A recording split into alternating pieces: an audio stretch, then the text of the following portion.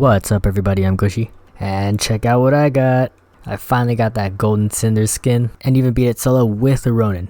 And these skins look amazing. But anyway, in this video, I wanted to help you guys get this skin as well. So in this video, we're going to be going over a complete guide for week 1 Nightmare Story Mode on Severed Hearts. I'll be going over the gear that I used, because I think that gear is a little bit more important than the class that you actually choose. The most optimal route that I used to isolate and kite enemies to a certain location. We'll also be going over the attack patterns for some of the enemies, because we can abuse some of this to get free damage. And finally, we'll talk about target prioritization, because taking out certain enemies before others really made the process easier for me. Alright, to start it off, we're gonna go over the gear. And there's only one weapon that I found that was really important to make this run smooth, and that is the bow. But specifically, you want that headshot refund perk on it. The bow is super important to getting damage at range safely without dying. So getting ammo back on headshots is needed so that you never run out of ammo.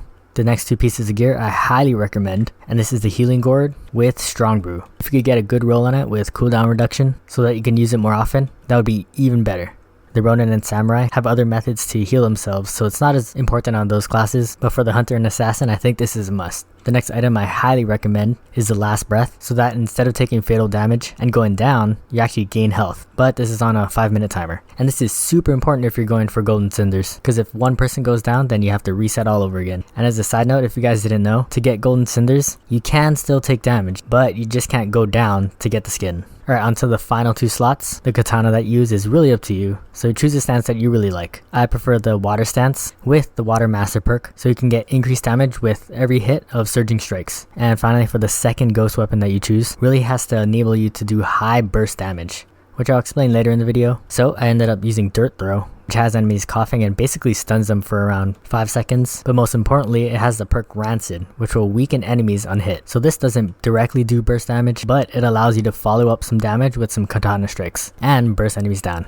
You can run the Sticky Bomb, which will do damage outright, but there are 2 main reasons why I chose Dirt Throw. One is its really fast cooldown at 40 seconds, and Rancid could be used to initiate fights and end fights. You can also run the Kunai, but I'd say only on the Ronin, because if you stack Supermassive, which does extra damage, along with one of its techniques, which will boost ghost weapon damage by 50%, then it's a viable option for burst damage. Other than that, for the other classes, it's not worth it. Alright, so finally, on to the mission. So the first area is super simple. To make this as easy as possible, we want to fight as little enemies as possible. So if you look at that top left screen at the objectives, all you have to do is conquer the tethered Mongols and search for the captured twins. Once you do that, the Toady Gate will open and you could completely ignore all the other enemies. Alright, so the first thing we want to do, shoot the brutes with a couple arrows to get some damage in, and to kite them to around where you spawn. Basically out of the range of the archers at the entrance of the camp. So what you want to do is whittle down their health to about a sliver of HP. Once they're both low, then you take them out all at once. Sounds simple, but there are many instances where I failed to kill one right after the other. So this is where the burst damage weapon comes in handy. Once you kill that first one, go ahead and use your Sticky Bomb or your Dirt Throw to quickly burst down the second one. The timer where the other one will resurrect is around 4 to 5 seconds, but if you do get hit by one of their attacks, that's usually enough time for them to resurrect. So using a weapon to stun them or do big damage will help sink your kills. Once that's done, you want to head all the way to the left and then jump down to the river so that enemies can't see you from the right. We'll go all the way to the other side where you have to examine the cart. You might run across a couple enemies by the cart, so quickly assassinate them, but try to stay outside of the camp. Then you'll see the 2 tethered twins at the exit of the camp, and from here what you want to do is position yourself 1 behind the cart and 2 up on the ledge. From these positions, you then want to fire arrows and keep hiding until they get to this kneeling pose. In this state, the Oni will try to hide from your arrows, but will remain completely still. And this is where the bow comes in handy. Having that ammo refund on headshots will make it so that you never have to leave the spot. There may be some instances where random enemies would find you. If that happens, you want to kite them away from the tethered Oni and towards where the gate should spawn.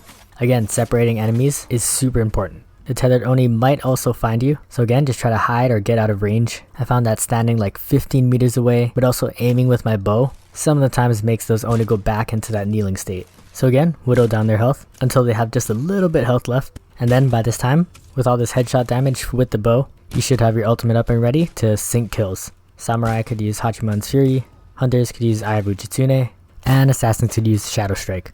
Only 1 team member should do this because we need 1 ultimate for the next area. If you want to conserve ultimates, use a similar strat we used on the brutes. Just make sure that whoever initiates the first kill also has sight of the second Oni. In this case, my teammate has line of sight of both. He killed off the enemy that was hidden to me, and then assassinated the second one. From there, once you examine the cart, the totem gate should open up.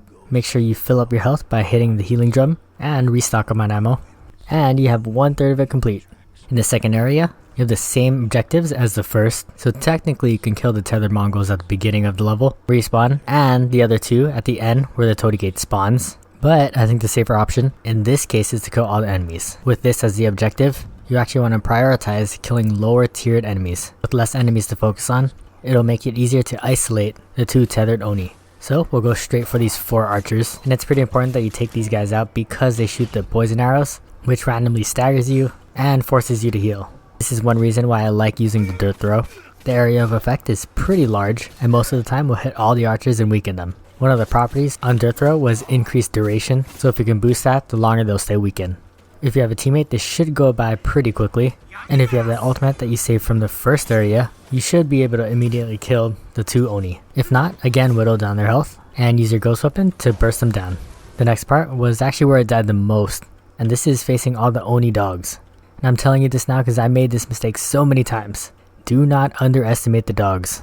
You really want to take this part slow, make sure that you isolate each dog so you don't attract another dog's attention, and then end up being swarmed by dogs. You may think you could just slash at them to kill them right away, but choose a much more safer option. One headshot or at least one body shot will make it way easier to finish off the dogs. There may be some swordsmen around, and you'll be tempted to kill them too, but you really have to be careful to kite them away from the tethered Tengu at the end of the level. And so once you cleared out all the dogs, you want to go to the left hand side on top of this ridge. From here, you should have a really good angle on both of the Tengu. So what you want to do is keep headshotting them with your bow and then ducking into the cover of the grass. Most of the time, they'll check your general area and not check the grass. However, if they do check the grass, just make sure you're at the furthest part away from where they are, but still remaining hidden. Again, once they're low, you should have your ultimate again to sync both kills. When I was running this solo on my Ronin, to be safe, I always pop that Breath of Izanami to get that 8 seconds of consistent healing to tank that crow attack that the Tengu have, because with that range and tracking, killing both Tengu at the same time is no joke. So once these guys are dead, you're going to examine the cart again, make sure you hit the healing drum, stock up on ammo, and head through the totem gate. This third area is filled with tethered Mongol and tethered Oni, so again, kiting and isolating enemies is super important. This camp is pathed like a spiral, and this is the main path you want to be following. By always making sure that you kill enemies within your path, you'll always have a space behind you to re-engage in fights. And this is the main method we're going to be using throughout this area. This is kind of like a hit and run tactic, which we'll use to reset our engagements so the enemies aren't following us, and we have the option to assassinate them again. Remember, time is on your side. Since the healing gourd is on a cooldown, don't be afraid to run away from a fight if you're at half health just to heal yourself. Or if you use the healing gourd within a fight, running away will also make sense to let that cooldown recharge. And so the main tactic that I used was staying outside the gates of the camp. I found that staying by the gaps you can squeeze through, 1, gives a perfect hole to shoot arrows through, 2, lets you get in, assassinate someone, and get out real quick, and 3, the gaps are a perfect escape route just in case the fight gets too dangerous. Again, you want to be pulling 1 enemy or 2 tethered enemies to isolate them, whittle down their health, and sync their kills. If you're with a teammate, make sure that you're alternating ultimates, or again, have one of your ghost weapons available for burst damage. If a random single enemy joins the fight, always try to prioritize them, especially the archers, as they should be way easier to take down. To give you a list of the tethered enemies you'll be fighting, first you'll be facing 2 pairs of yellow-tiered Mongols, either a swordsman or a captain. Then you'll face yellow-tiered Mongol brutes, and then 2 pairs of Oni brutes, which actually there's a strat to kill them. Their most dangerous attacks are their AoE attacks, whether that be the ground burst attack or them swinging around their club. And so what you want to do is climb on one of those circular tents. For some reason, they can't climb that one, and if they can't climb them, they can't do their ground-based attacks. From there, they only have 1 ranged attack, and that is throwing a kunai. And with them yelling dosho every time, the kunai are easily telegraphed and do significantly less damage. If that doesn't work or you're not by a circular tent, again, play at the outside of the camp near the gaps that you can squeeze through. If you lure them to this location, brutes can't fit through the gaps. Most of the time, they give up looking for you and end up going back to their posts. After you kill the 2 pairs of Oni brutes, you'll then have 2 Oni captains to face. I couldn't get them to stick in that kneeling position like in Area 1, but don't be afraid to use your ultimates or use arrows to whittle down their health to then sync kills. Once you reach full circle, it should be all the enemies on the first level. Make your way to the second level, make sure there's no other enemies left besides the 3 brutes in the middle. If not, kill off these single enemies so that the 3 brutes are the only ones left. From here, again, use the tent strat. I found that the biggest tent is a perfect position to post up and shoot them with arrows. When you're up here, all 3 of them will be throwing kunai at you at the same time, so just make sure that if your health gets low and you don't have any healing, just reposition yourself so that you're out of line of sight. From here, make sure to save your ult to burst them down with Hachiman's Fury, Shadow Strike, or Eye of Uchitsune. As a note, the window to kill all of them at the same time is a little bit longer. It's when I was doing the solo run with my Ronin. I messed up and got hit, but still had enough time to finish all 3 of them off. After you kill them, you should be done. Walk through the final Torii Gate, and congrats, you just beat Nightmare. With that, I hope you guys found this helpful, and if you have any questions about Story Nightmare, please let me know in the comment section down below, and I'll be glad to answer them. I wanted to thank all you guys for your support, helping this channel grow. Thanks for watching, hope to catch you next one, and GG.